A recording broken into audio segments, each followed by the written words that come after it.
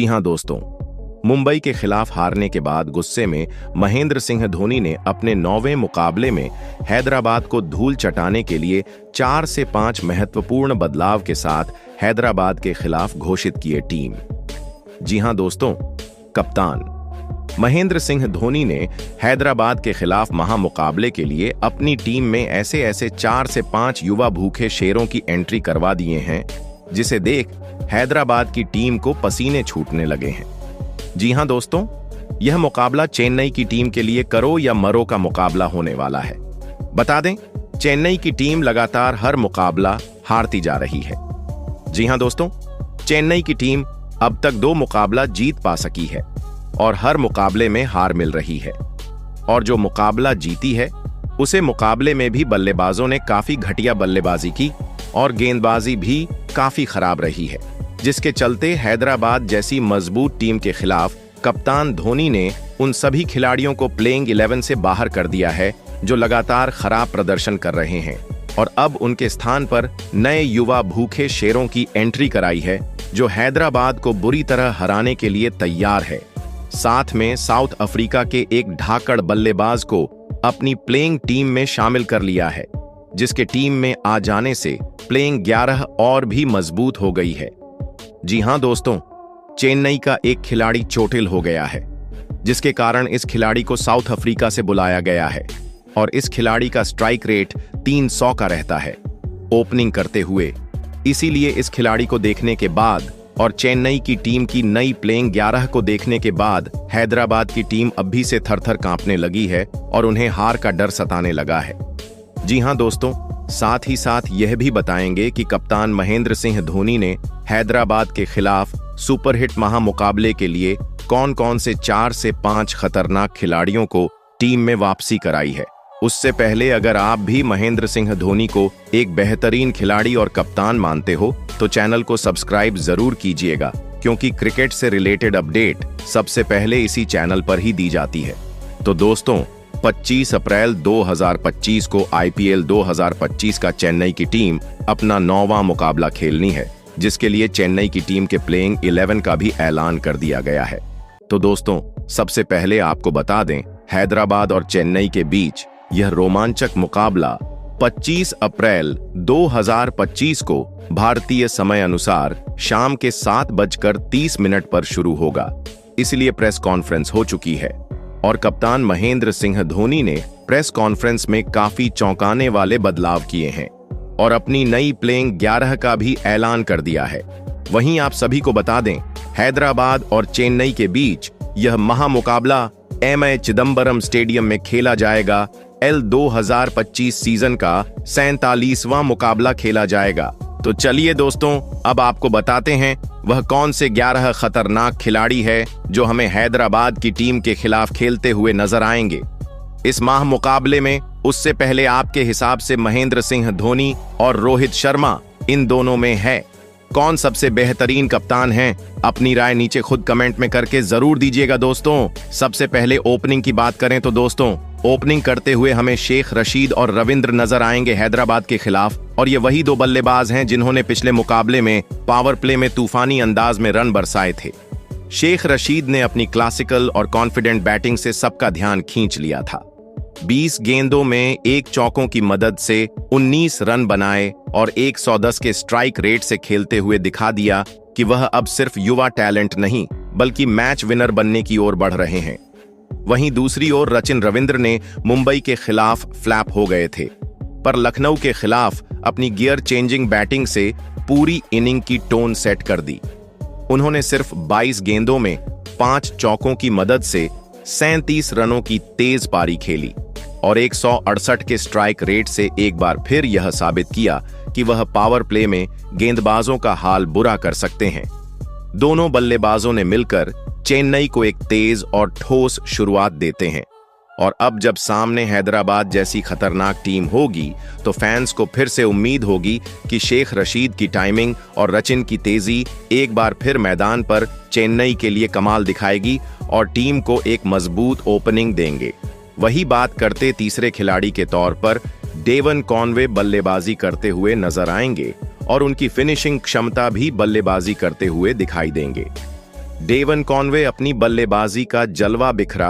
अपनी तेज दरार बल्लेबाजी शैली के लिए पहचाने जाने वाले डेवन कॉनवे ने इन सीरीज में बेहतरीन प्रदर्शन करते हुए विपक्षी गेंदबाजों के खिलाफत दौड़ शॉट लगाए और चेन्नई टीम को शानदार जीत दिलाने में अहम भूमिका निभाई।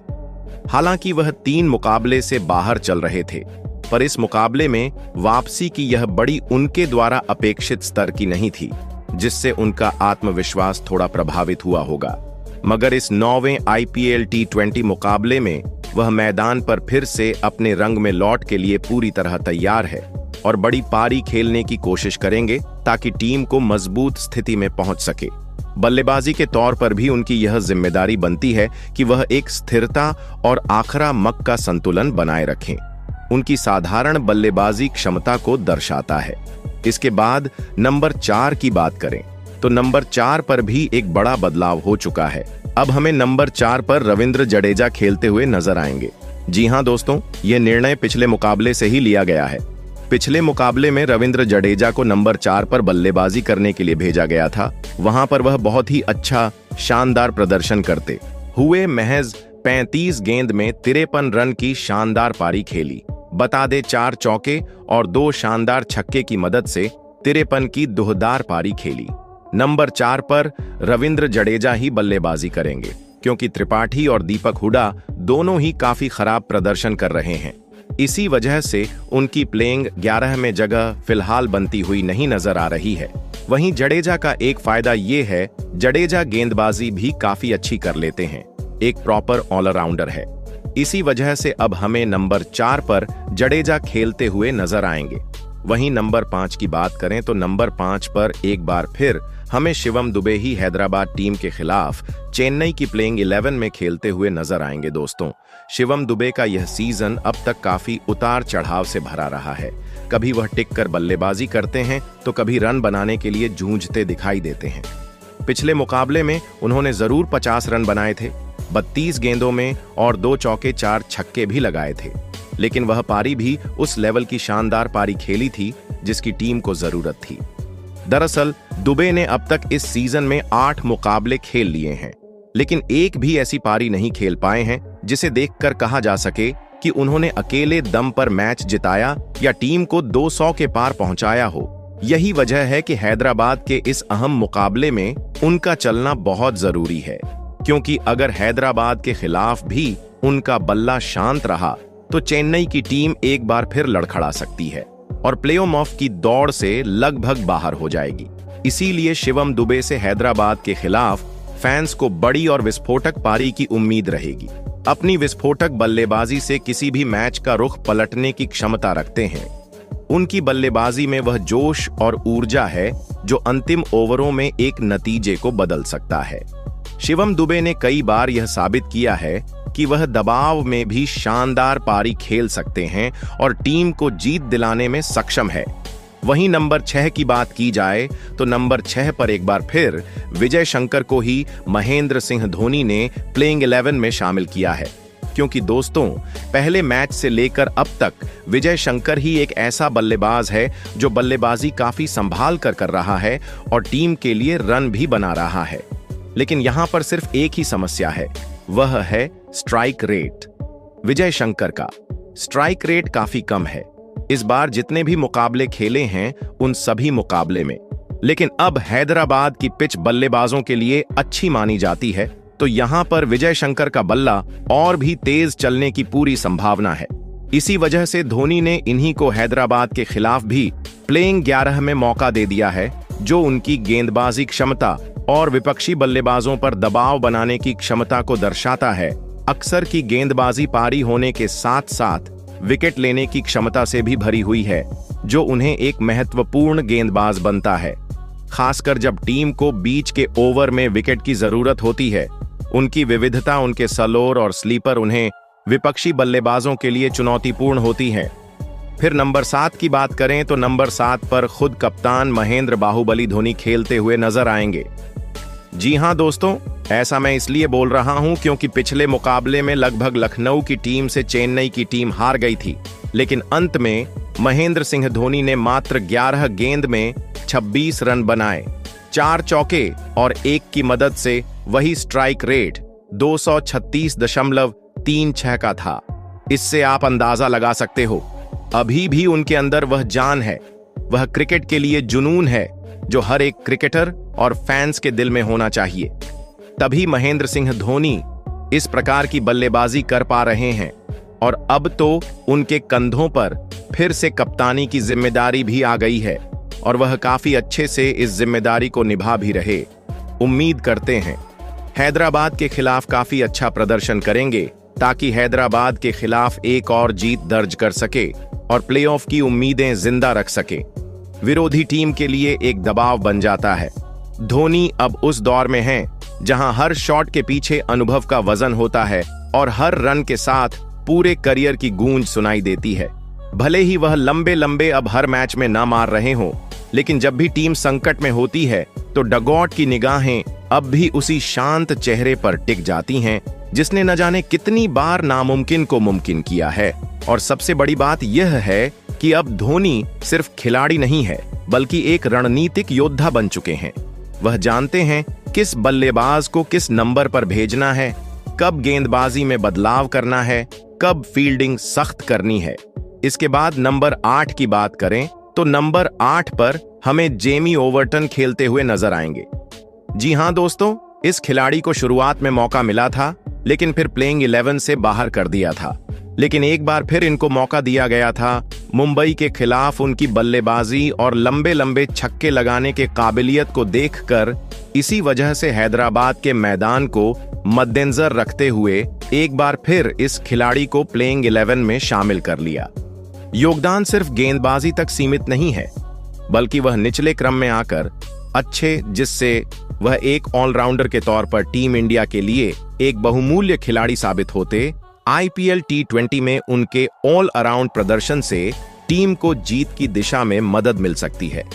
वहीं नंबर 9 की बात करें तो नंबर 9 पर शानदार गेंदबाज अंशुल कंबोज हैदराबाद के खिलाफ चेन्नई की प्लेइंग 11 में शामिल होते हुए नजर आ रहे हैं। पिछले सीजन मुंबई की टीम में थे अंशुल कंबोज और वहां पर खेलने का मौका भी मिला था। इस वजह से इनको भी मैदान का काफी अनुभव है, साथ में गेंदबाजी भी काफी शानदार कर रहे हैं। पिछले मुकाबले में भी विकेट ली थी और विरोधी बल्लेबाजों को खुलकर खेलने नहीं दिया। वह काबिल ए तारीफ था। शायद यही वजह रही कि कप्तान महेंद्र सिंह धोनी को अंशुल कंबोज पर एक बार फिर भरोसा जताना पड़ा है। टीम की बिखरी हुई गेंदबाजी इकाई को अगर कोई नया चेहरा संभाल सकता है तो वह अंशुल जैसे युवा खिलाड़ी ही हैं, जिनका जज्बा और जुझारूपन मैदान पर साफ दिखता है। इसके बाद नंबर 10 पर हमें बेहतरीन स्पिन गेंदबाज नूर अहमद ही खेलते हुए दिखाई देंगे, जो काफी शानदार ले में चल रहे हैं और काफी अच्छी गेंदबाजी कर रहे हैं। नूर अहमद चेन्नई टीम की प्लेइंग 11 में शामिल होंगे। नूर अहमद की वापसी।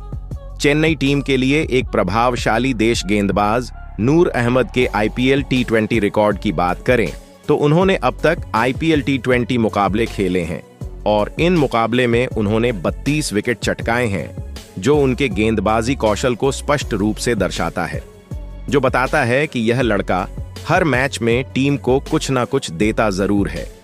नूर अहमद की गेंदबाजी में एक अलग ही शातिरपन है। उसकी सबसे बड़ी ताकत है उसकी गुगली, जो बल्लेबाजों को बार बार धोखा देती है। और सबसे खास बात, वह दबाव से नहीं घबराता बल्कि उसे एंजॉय करता है। चाहे सामने कोई भी बड़ा बल्लेबाज हो, नूर की आंखों में एक अलग ही आत्मविश्वास झलकता है, जैसे वह कह रहा हो, आओ खेलो मेरी स्पिन से। हर बार जब कप्तान को एक विकेट की जरूरत होती है, वह नजर घुमाकर नूर को थमाता है गेंद और नूर भी पूरी जिम्मेदारी के साथ मैदान पर उतरता है। दिल्ली के खिलाफ जो एक विकेट उन्होंने लिया, वह सिर्फ स्कोर बोर्ड पर एक नंबर नहीं था, वह उस मैच का टर्निंग पॉइंट बन सकता था अगर दूसरे गेंदबाज भी उसी लय में होते हैं। इसके बाद नंबर 1 आदर्श की बात की जाए तो इस पोजीशन पर हमें एक बार फिर खलील अहमद ही खेलते हुए दिखाई देंगे। वो बाएं हाथ का तेज गेंदबाज जो हर बार चुपचाप आता है, लाइन लेंथ से खेलता है और बड़े बड़े विकेट निकालकर लौट जाता है। मुंबई के खिलाफ उनका प्रदर्शन शानदार रहा, जहां उन्होंने 4 ओवर में सिर्फ 35 रन देकर एक अहम विकेट झटके थे। वह सिर्फ विकेट नहीं थे, वह मैच की दिशा को मोड़ देने वाले मोमेंट्स थे और यही दिखाता है कि खलील अब सिर्फ सपोर्ट गेंदबाज नहीं रहे बल्कि एक मैच विनर की भूमिका में आ चुके हैं। खलील की सबसे बड़ी खासियत है उनका एंगल और स्विंग। जब वह नई गेंद से बाएं हाथ का ट्रेडिशनल स्विंग निकालते हैं तो बल्लेबाज अक्सर चूक जाते हैं, और फिर जब पिच पर थोड़ी सी भी नमी हो तो खलील की गेंदें एकदम धारदार हो जाती हैं। वो गेंद को हवा में घुमाते हैं और साथ ही साथ बैटर को कंफ्यूज भी करते हैं कि अगली गेंद इन स्विंग होगी या आउट स्विंग। दिल्ली के खिलाफ उन्होंने सिर्फ रन नहीं रोके बल्कि पिच पर अपने इरादों की छाप छोड़ी, और यही कारण है कि अब कप्तान और दर्शक दोनों उनसे हर मैच में उम्मीद लगाए बैठे होते हैं। उनका रनअप, उनका जोश विकेट लेने के बाद, उनका रिएक्शन, सब कुछ दर्शकों के दिल में उतर जाता है। वहीं अगर इम्पैक्ट प्लेयर की बात की जाए तो इस रोल में हमें एक बार फिर मतीशा पथराना खेलते हुए दिखाई देंगे। वो गेंदबाज जिसे लोग मिनी मलिंगा भी कहते हैं, और जो जब मैदान पर उतरता है तो बल्लेबाजों की नजरें उसके एक्शन से ही डरने लगती हैं। लेकिन उस स्पेल में भी उनकी गति, यॉर्कर और वेरिएशन ने साफ दिखा दिया कि वह किसी भी वक्त मैच पलटने का दम रखते हैं। इम्पैक्ट प्लेयर के तौर पर उनका रोल और भी अहम हो जाता है क्योंकि वह सिर्फ एक ऑप्शन नहीं बल्कि एक ट्रम्प कार्ड हैं। जब विरोधी टीम के रन बेकाबू होने लगे तब एक ऐसा गेंदबाज चाहिए होता है जो विकेट लेकर मैच की रफ्तार थाम सके, और पाथराना ठीक उसी समय अपनी कातिलाना यॉर्कर से हल्ला बोलते हैं। अब हैदराबाद के खिलाफ सबकी निगाहें इस बात पर होंगी कि क्या पथराना फिर से गेंद से कमाल करेंगे। तो दोस्तों, कुछ इस प्रकार की होने वाली है चेन्नई की प्लेइंग 11, जिसमें अनुभव, युवाओं का जोश, स्पिन का जादू, पेस की धार और हार्ड हिटिंग बैटिंग सब कुछ देखने को मिलेगा। अब बारी आपकी है, आप इस प्लेइंग 11 को 10 में से कितने नंबर देना चाहेंगे? और हाँ, कमेंट करके यह भी बताइए कि चेन्नई और हैदराबाद में से किसका पलड़ा भारी लग रहा है।